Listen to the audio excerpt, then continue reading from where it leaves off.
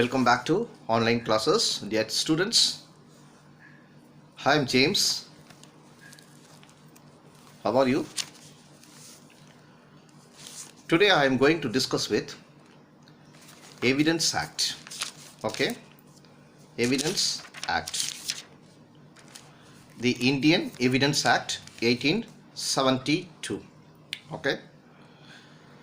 So, Evidence Act from section 1 to 167.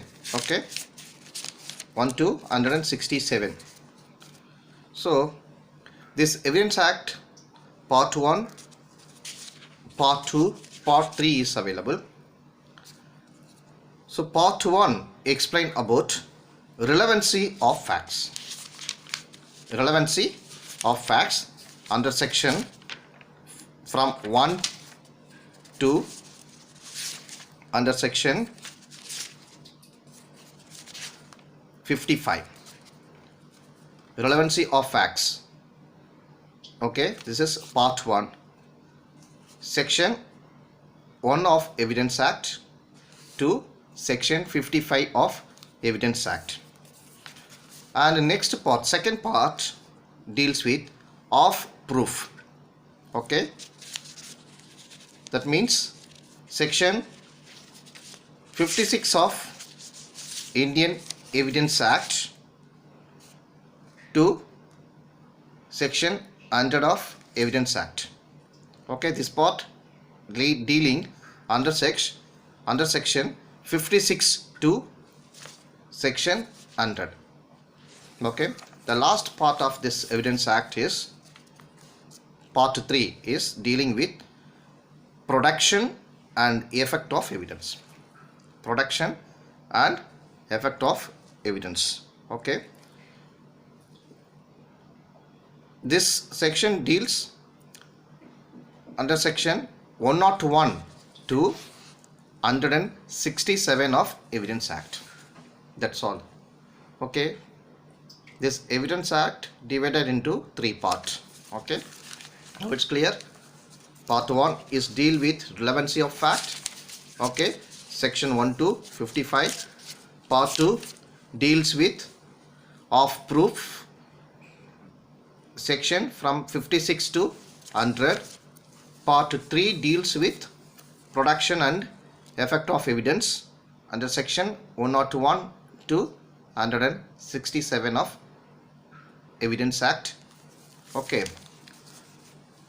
Okay, students, this is 3 part is available because this is easy to remember while you are going to write any examination, competition examination, or any other your LLB examination or any other examination. Okay, this is easy to remember. While you are writing UGC NET exam also, it is easy to remember in your mind. Okay, like computer, if you are typing 1 to 55, suddenly what it is coming easily. Oh, same thing our mind also. Okay, we don't want to confuse. Oh, this section is coming from this area, this section is coming from this area. Okay, set your mind divided into 3 parts as per this Evidence Act, Indian Evidence Act, part 1, part 2, part 3. That's all. Okay, today we are going to discuss with in this video part 3, production. Okay, part 3 deals with section 100 to 167, production and effect of evidence. Okay, now of the burden of proof under section of the burden of proof. This subtitle explain about under section 101 to 114A. Okay, 101 to 114A deals with of the burden of proof. Okay, now it's clear. Okay, here burden of proof or onus probandi, ONUS, onus probandi, PROBANDI, probandi. Okay, now it's clear, I think so. The part 3 of the Evidence Act containing 101 to 167. Okay, here 101 to 114a explained of the burden of proof. Here onus means ONUS, onus means a burden. Okay, burden means onus, that's all. Load, a weight. Onus probandi means burden of proof. Okay, onus probandi means burden of proof, because the expression burden of proof in English has been derived from the Latin terms. Okay, because all the legal terms coming from the derived from the Latin words. So onus, ONUS, onus probandi, PROBANDI, probandi, that means burden of proof. What is that burden of proof? Number one, the burden of establishing a case, and is derived from Latin. The burden of introducing evidence. Here, ordinarily the burden of proof lies on the person who has contended a fact or has tried to establish a case.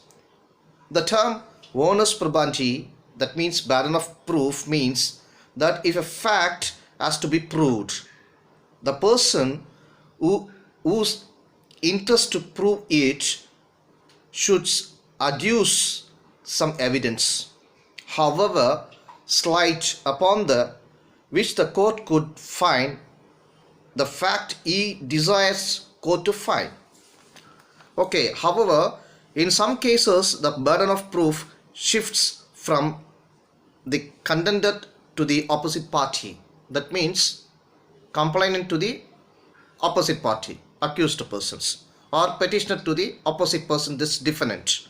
Okay, or respondent side. So where there is an admission by a party, the burden of proof shifts, and it is for the party making the admission to explain it away. Okay, here we just wanted to observe it. Dunclay explained this. The phrase burden of proof is used in two distinct meanings in the Indian Evidence Act, that the burden of establishing a case and the burden of introducing evidence. In a criminal trial, the burden of proving everything essential to the establishment of the charge against the accused lies upon the prosecution. Okay, here who is the prosecution in this area? The government side, police official. Okay, and that burden never changes.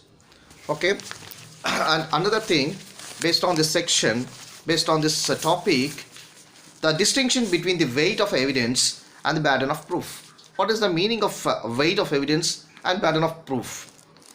First we have to analyze, then only it is easy to remember. We'll go to all the section and all. Okay, the burden of proof and the weight of evidence are two very different things. Here the former remains on the party affirming a fact in support of his case and does not change in any aspect of the case, aspect of the cause. Okay, the latter shifts from side to side in the progress of the trial. Okay, at the time of trial, according to the nature and strength of the proof of evidence offered in support or denial of the main fact to be established. Okay, and the another thing, the one example, the burden of proof lies upon the party who affirms a thing or fact. Often it shifts from party to party during the inquiry stage. Example, A files a criminal case against B. Okay, A is a complainant, B is a opposite party. Okay, for dishonor of check. What is the meaning of dishonor of check? If any one of the person giving check, post dated check, okay, that particular who is the receiver person to drop his check in favor of so and so, suddenly the bounce of the check. Okay, automatically he will not receive the money from the opposite person. So in this situation, A files a criminal case against B for disorder of checks. The burden of proof lies upon A because he is a complainant, that in certain connection B issued a check in his favor and it was bounced. Okay, naturally B denies normally. The court permits both the parties to adduce their evidence. Okay, both the parties to produce the evidence. Until the stage, the burden of proof shifts from A to B. That means A is a complainant to B is the opposite person, and from B to A, B is a opposite party to complainant at different levels. After hearing the evidence, and the court has two sets of evidence, that is of A and of B. Okay, it is the court to weigh the evidence of A and of B. If the evidence adduced by A is true and believable, the court gives more weight to A's evidence. It means B's evidence is false and does not weigh. Okay, this was saying weight of evidence and burden of proof. I think this now it's clear your doubt and all also. And another doubt, beyond a reasonable doubt. What does that mean, beyond a reasonable doubt? Because any one of the person not punished by the law. Okay, if any doubts arise from that particular area, the accused will not punish by the law. Okay, the beyond a reasonable doubt means the phrase proof beyond a reasonable doubt is synonymous with the term moral certainty. The phrase is used more in criminal prosecutors or criminal prosecutions. One of the fundamental principles of the criminal justice system is that 100 wrongdoers be freed. Okay, 100 wrongdoers be freed. That means under wrong offenders, but one innocent should not be convicted. It's right. The law presumes the accused as an innocent. Entire burden of proof of guilty of accused lies upon the prosecution. The prosecution must prove the guilty of the accused beyond any reasonable doubt. A slightest defect in the evidence may go in favor of the accused and benefit of the doubt may given to him. Okay, the phrase beyond a reasonable doubt plays very important role in the doctrine of burden of proof in the criminal cases. In the civil cases, the phrase is not played with the similar strength. Okay, let's discuss with another phrase, distinction between the judicial notice and presumptions. What is the judicial notice and presumptions? A judicial notice is that which judge will take of a fact without proof. Okay, acceptance by court for the purpose of a case of the truth of certain notorious facts without requiring proof. Here chapter 3 part 3 containing section chapter 2, okay, and part 2 section 56 to 58 explain about facts which need not be proved. This section Evidence Act 56-58 explain about facts which need not be proved. Section 56 provides about of Evidence Act facts judicially noticeable need not be proved, and section 57 of Evidence Acts provides about facts of which court must take judicial notice. Section 58 of Evidence Act explain about facts admitted need not be proved. Okay, but here a presumption is an inference drawn pertaining to one fact by the judge by the support of another proven fact. The presumptions mainly of two kinds. Number one, presumption of facts, natural presumptions, rebuttable presumptions, and and second one, presumption of law, artificial presumptions. Okay, the presumption of law of two kinds. What is that? Number one, rebuttable presumptions of law. Rebuttable, R-E-B-U-T-T-A-B-L-E, rebuttable presumptions of law. Number two, conclusive proof. That means irrefutable presumptions. Okay, and presumptions may be rebutted until a presumption is rebutted by sufficient and strong evidence. The court, with its judicial notice, presumes such a presumption is valid. If a presumption is not rebutted by the party upon whom the burden of proof lies to adduce the evidence to rebut the opinion of the judge, such a presumption remains intact as a judicial notice. Okay, in such occasion a presumption becomes a judicial notice also, and strong proven fact and proof. And strictly speaking, a judicial notice cannot be rebutted so easily. However, a presumption drawn by the judge can be rebutted by the opposite party by adducing strong evidence. Therefore, even after taking the judicial notice of a presumption, the party opposing is allowed to adduce the evidence to rebut it. I will give you an example. A judgment creditor.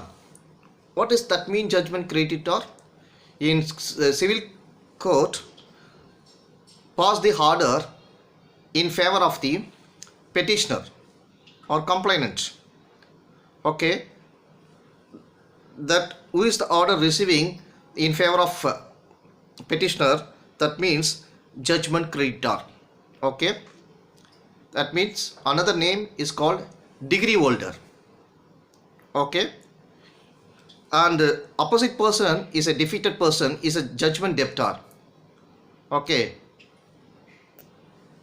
here the example, a judgment creditor is submitted a certified copy of the judgment, because the judgment copy was given by the court, the original thing, but here petitioner is a judgment creditor, submitted before the court is certified copy, not original. Certified copy also received from the court. Okay, same document. So he submits a certified copy of the judgment and degree by X court.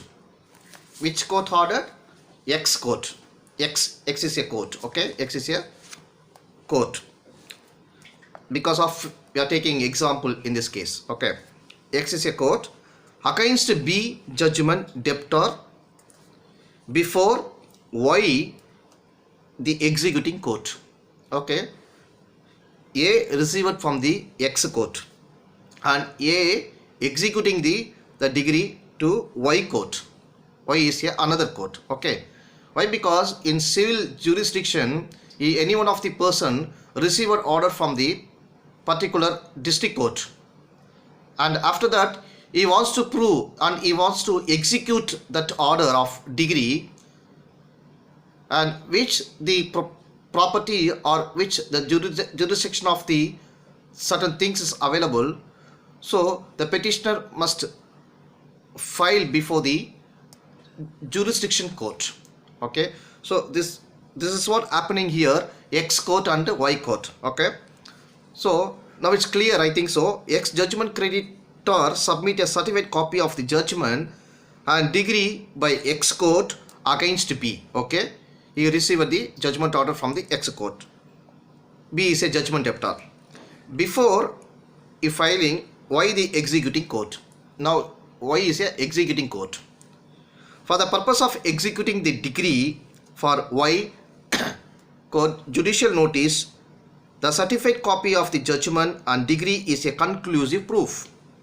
However, if B challenges the certified copy of the judgment and degree on the basis of fraud or collusion with the court staff of X court, then the entire burden of the proof strictly lies upon B to prove the allegations made by him. Okay, because in this situation the judgment debtor having rights to file the set aside or to file the appellate court also in high court also. The only one provision is available, okay, the CPC gave. Otherwise the degree will not challenging any other court, automatically execute. Okay, the only provision for the those who are people to file judgment debtor, this only exemption is because if any fraud or any collusion from the court officers. Okay, so then the entire burden of proof strictly lies upon B to prove the allegations made by him. Y court, Y means Y, so court shall given an opportunity to adduce the evidence against the conclusive proof. Okay, this is what's saying burden of proof. Okay,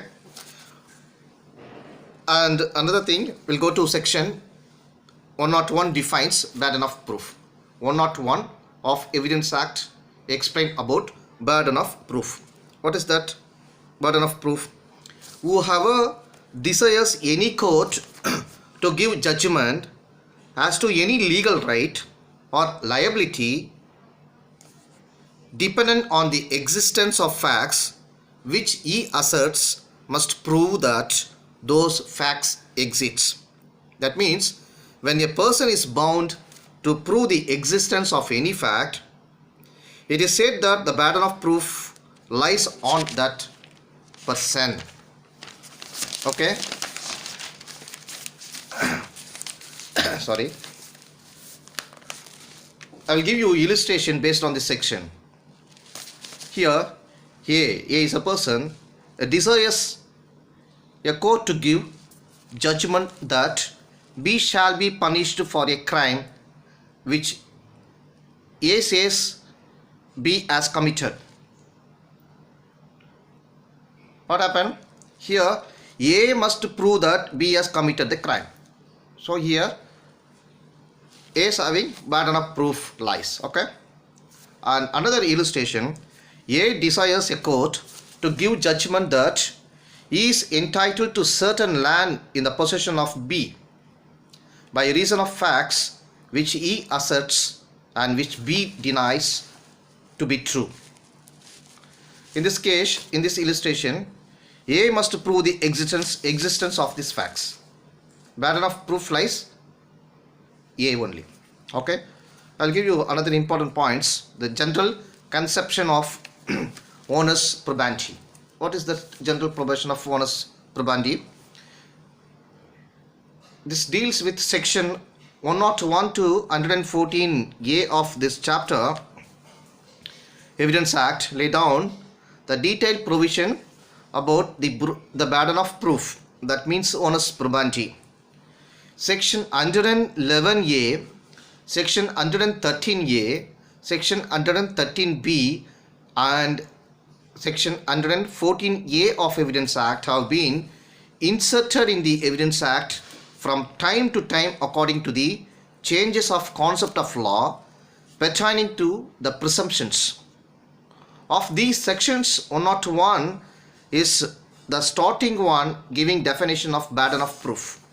Okay, an illustration abundant in this section elaborated the meaning, concept and definition of burden of proof. Also it explains the general and special conception of the remaining sections. Here the remaining sections from 102 to 114A explains the general and special circumstance of burden of proof.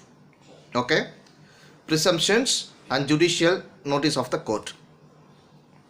Okay, another part and another important points of this Evidence Act. The place of burden of proof in the law of evidence. What is that place of proof? First we already discussed parties. Now itself place. In civil cases, the plaintiff means petitioner, files a plaint. Plaint means petition, because we are using that word is plaint. Those who are filing the petitioner from a statement to submit at court, that is called plaint. Okay, in response to it, the defendant, that means opposite party, files a written statement, that means counter. Okay, and then the court issues are framed, the judge framing the issues. What is that meaning? Hearing both side, plaint and written statement, to framing a issues. What is the main issues from this particular dispute, and fixed and decided by the court. Fixed means any one of the date and time, this court, and sent to the notice to particular opposite party. Thereafter, the court permits the plaintiff and defendant to adduce evidence one after another. Okay, the burden of proofs lies upon the party who alleges a fact. Often the burden of proofs shifts from one party to another. In criminal cases, the police or complainant files petition. As per the Criminal Procedure Code, those who are filing a petition before the court also, and any one of the aggrieved person, any one of the victim person, to give petition to the concerned police station. Okay, what happened? Automatically the police will investigate the particular complaint and scrutinize and drafted the FIR, and then submitted to before the magistrate court. And sometimes the aggrieved party filing before the court directly using under CRPC Act section 200, private complaint.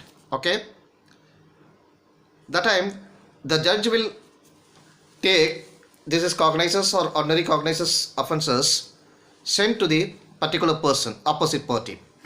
Okay, and the framing of charges also coming up, and all the procedure, trial, and so on, so on. Okay, that procedure is different.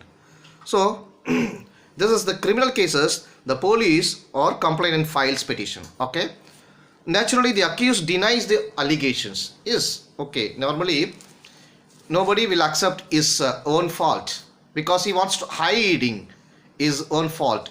He wants to escape from his fault. Okay, because he is a offender,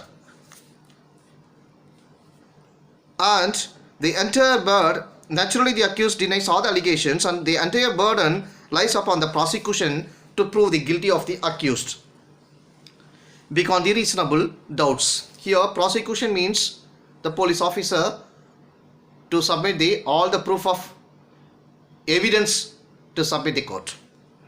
There must be effective evidence on the part of the prosecution. If the accused has any evidence, he is also allowed to adduce the evidence in certain criminal cases, that is criminal trespass, theft, murder, and etc. etc. If the accused pleads alibi, what is that meaning, alibi? If any one of the person saying that, sir, the time of offense, I am not staying there, I was in another area. What happened?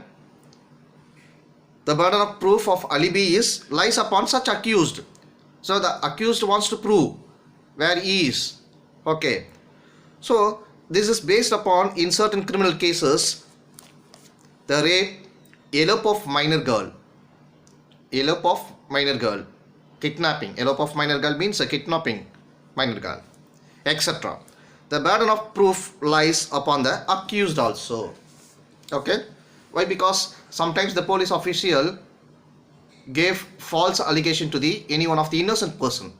So this is the main reason, as per the CRPC, Criminal Procedure Code, gave guidelines, and Evidence Act also giving this type of privileges to shift burden of proof. Thus, the stages of burden of proof comes after filing the suit, particularly after fixing the issues. Sorry, it means in great part in comes at the preliminary stages of the proceedings. Okay, students, and another thing, another example, against whom the burden of proof lies. Against whom the burden of proof lies. Lies means, who is the burden? It is the fundamental rule of evidence that the burden of proof lies upon the person who makes the affirmative allegations. The person making the affirmative allegations should adduce the evidence to the satisfactory of the court. Sorry. In case where the law presumes the affirmative, then the negative is to be proved. What are the exceptions in this category? See, it is the fundamental rule of evidence. The burden of proof lies upon the person who makes the affirmative allegation. However, there are certain exceptions to this general rule. Okay, such explanation are explained hereunder. Wrong allocation, and next thing, wrong allocation. What is that meaning? Wrong allocation. Wrong allocation of the case. If the court fix wrong allocations, it leads a defect in the procedure. Yes, truly. Such a defect can be corrected under section 100 of Civil Procedure Code in the civil cases. Okay, section 100 of Civil Procedure Code in civil cases. If the wrong allocation of burden of proof amounts to material irregularity within the meaning of section 115 of CPC cannot be corrected. Okay, material. And leading cases, Babu Bika Jadhav, BABU Babu, Bika BHIKA JADHAV, Babu Bika Jadhav versus State of Maharashtra. This leading case. In this case, Bombay High Court held that the judgment, the burden of proof in criminal case lies upon the prosecution, and the prosecution has to prove its case beyond reasonable doubt, while accused has to prove his case on preponderance of probabilities. Okay, based on this section 101 of Evidence Act, I'll give you a few legal maxims on the burden of proof. Okay, legal maxims on the burden of proof. Number 1, actori incumbit onus probandi. Actori, ACTORI, actori, incumbit, INCUMBIT, incumbent, onus, ONUS, onus, probandi, PROBANDI, probandi. That means the burden of proof lies on the plaintiff. Okay. Number 2, affirmandi non negandi incumbit probatio. That means spelling I will give you. Affirmandi, AFFIRMANTI, affirmandi, non, NON, non, NEGANTI, neganti, incumbit, BIT, incumbit, probatio, PROBATIO, probatio. That means in English word, the burden of proof lies upon him who affirms, not upon him who denies. Okay. The third legal maxim, ei quae affirmat non e quae negat incumbit probatio. That means the burden of proof lies on him who affirms a fact, not on him who denies it. Next legal maxim, probandi necessitas incumbit illi quae agit. This means the necessity of proving lies upon him who brings the charges. Okay, the last one, Koi accusat integrei femi sit eat sorry, non criminosus. That means, English word, let him who accuses be of clear fame and not criminal. Okay, students, this is introductory part of the Evidence Act and section 101 of the Evidence Act. Okay, now it's clear. Okay, students, I'm closing this session. We'll meet you again next section of next online classes. Okay, send me your any feedback, subscribe in this video. Thank you, dears. Thank you, viewers. All the best. Students, bye.